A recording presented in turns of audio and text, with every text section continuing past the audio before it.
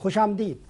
ظاہر ہے ارون صاحب موقع تو بالکل نہیں دیا جا سکتا عسکریت پسندوں کو کہ وہ ہماری سوسائٹی پر حملہ آور ہو، ہمارے ہاں واقعات کریں، لیکن اس سے نمٹنے کے لیے ہمیں کوئی نہ کوئی حکمت عملی وضع کرنی پڑے گی. ایک عمومی اتفاق ہونے کے باوجود کہ شمالی وزیرستان میں آپریشن کرنا چاہیے، بغیر کوئی نقطہ نکالے ہوئے میں عرض کر رہا ہوں کہ یہ فرمائیے کہ اس کی تیاری ہم کیسے کریں، اور جو مزاحمت ہوگی جس کا بالکل ظاہر امکان ہے کیونکہ جب شمالی وزیرستان میں وہ ٹرم ہو کر آ گئے ہیں تو وہ اپنی بقا کی آخری جنگ بھی لڑیں گے، اور وہ ظاہر ہماری شہری علاقوں میں ہوگی جیسے کہ ان کی پالیسی سے واضح بھی ہے، جس طرح کہ ہمیں اطلاعات بھی مل رہی ہے.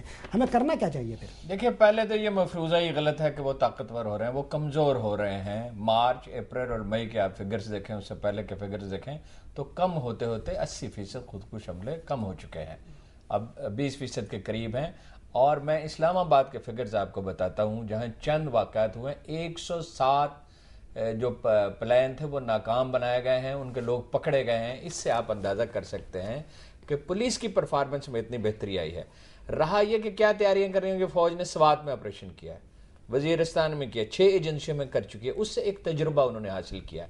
اور میں دیکھتا ہوں کہ بہت ارک ریزی سے فوجی افسر اس پہ کام کر رہے ہیں. ہم ایک ڈائلما سے نہیں نکل رہے نفسیاتی طور پر.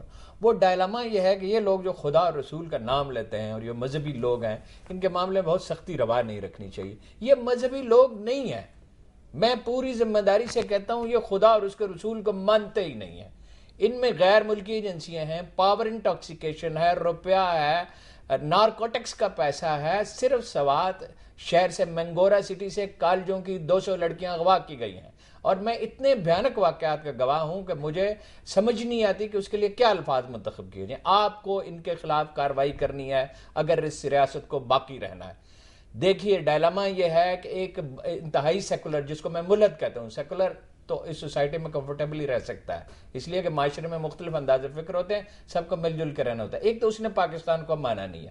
ایک یہ مولوی یہ کہتا ہے کہ ہمارے اساتذہ کو شکست ہو گئی، ہمارا مکتب فکر ہار گیا. اس کا میں متعدد واقعات بیان کر سکتا ہوں. حرم پاک کے سامنے اس میں ایک واقعہ پیش آیا کہ مجھے یہ سمجھانے کی کوشش کی گئی ذمہ دار لیڈروں کی طرف سے، میں نام نہیں احتیاط لے رہا، کہ قائد اعظم انگریزوں کے ایجنٹ سے اس سے زیادہ کوئی مذکر خیز بات ہو سکتی ہے؟ معاشرے کنسنسس میں زندہ رہتے ہیں. ایک وہ آئین ہے، آئین ہی کنسنسس ہوتا ہے. 52 کے بعد ہم نے کسی قبائلی علاقے کو پاکستان میں شامل نہیں کیا. لیاقت علی خان کے دور تک یہ کمفرٹیبلی ہو رہا تھا، مزید ہو سکتا تھا. ہم نے بری پولیٹیکل لیڈرشپ کی، ایڈ ہاک ارینجمنٹ کیے، آئین کی بالادستی کا تصور ہمارے مزاج میں تھا ہی نہیں. لیکن اب ہم وہاں آ گئے ہیں جہاں عدلیہ آزاد ہے، میڈیا آزاد ہے، فوج کو آئین کی حدود میں رہنا ہے، اور ہم اس سے آگے جائیں گے. پارلیمنٹ کو ساورن کرنا ہے اور جمہوریت کو ہمیں قبول کرنا ہے. کارروائی تو کرنی ہی ہوگی.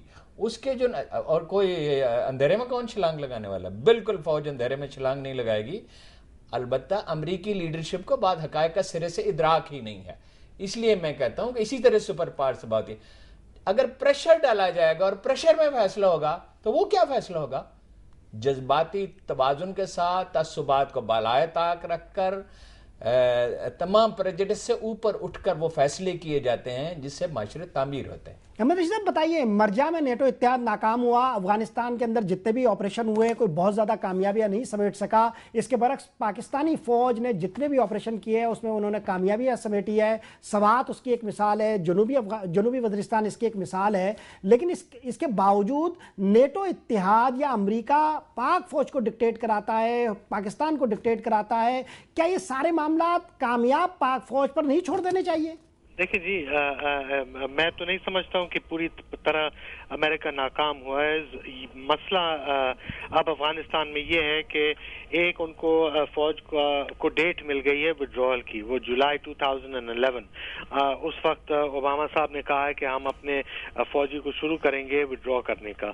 اچھا، اس ٹائم ٹیبل کے ساتھ وہ چل رہے ہیں، اور ظاہر ہے کہ ٹائم ٹیبل کے ساتھ فوج کو چلنا بہت مشکل ہے. جیسے جنرل صاحب نے پہلے کیا ہے، بات کی ہے کہ یہ لڑائی جو ہوتی ہے یا کاؤنٹر انسرجنسی جو ہوتی ہے گوریلا وار کے خلاف، یہ ایک ٹائم ٹیبل کے اوپر نہیں چل سکتی ہے. یہ ایک مطلب بہت سوچ سمجھ کے ساتھ چلنی ہوتی ہے. اور اگر ہم اپنا بھی دیکھیں تو ہم اتنی بہت کامیابیاں ہوئی ہیں، مگر دیکھیں آپ سوات میں بھی آپ 3 دفعہ گئے تھے، سوات میں تیسری دفعہ جا کے آپ کامیاب ہوئے ہیں. फाटा में भी देखें, पहले भी हम अंदर गए 2004, 2005, उस वक्त हमने हमले भी किए हैं और फिर सीज फायर भी किए हैं, और उस सीज फायर से हम बहुत इलाकों को हार गए हैं। तो गलतियां हमारी तरफ भी हुई हैं, उनकी तरफ भी हुई है। ये कोई आसान जंग नहीं है, ये लंबा जंग है। और सबसे बड़ी बात है इसके साथ साथ, जब तक एक सियासी और इक्तिसादी प्लान और प्रोग्राम नहीं बनेगा, और ये हमारी सबसे बड़ी कमजोरी ये है कि मतलब सिविल हुकूमत जो है वो एक सियासी और इकोनॉमिक प्लान अभी तक नहीं है वाज़े कि ये फौजी कारोबार के साथ साथ चले। जनाब साहब, आखिरी 1-2 मिनट है, फरमाइएगा। तमाम अस्करी माहिरीन ये कहते हैं कि जारहियत और ऑपरेशन और जंग ये कभी भी जो है वो आखिरी रास्ता नहीं होता, ना ही पहला रास्ता होता है, और जब भी ये इस तरह के जो है वो इक़दाम लिए जाते हैं तो उसके साथ एक और रास्ता भी खुला रखा जाता है। आपको वो कहीं नज़र आता है? जी, आप स्वात की मिसाल ले लीजिए कि वो सबसे अच्छी मिसाल है कि आपने वहाँ फ़ौज भेजी, वहाँ उस इलाके को स्टेबलाइज़ किया, फिर 3-4 महीने के अंदर आप वहाँ के जो डिस्प्लेस्ड लोग थे उनको वापस ले गए। अब उनको कैसे वहाँ सेटल करते हैं, कैसे उनकी बहाली का बंदोबस्त किया जाता है, कैसे उनको इंसाफ मिलता है, कैसे उनको एडमिनिस्ट्रेशन हेल्प करती है, जब तक ये कामयाब नहीं होगा तो वो ऑपरेशन अधूरा रहेगा। और यही बाकी इलाकों में है कि जब तक आप फ़ौजी या अस्करी कार्रवाई के बाद उस लोगों की मुश्किलात हल नहीं करते तो मामला ख़त्म नहीं होता। और यही प्रॉब्लम, आपने अमेरिका की बात की, अमेरिका की बेसिक प्रॉब्लम ही 9 साल हो गए तालिबान को शिकस्त दिए हुए, लेकिन कोई डेवलपमेंट किसी को नज़र आ रही है अफ़गानिस्तान में?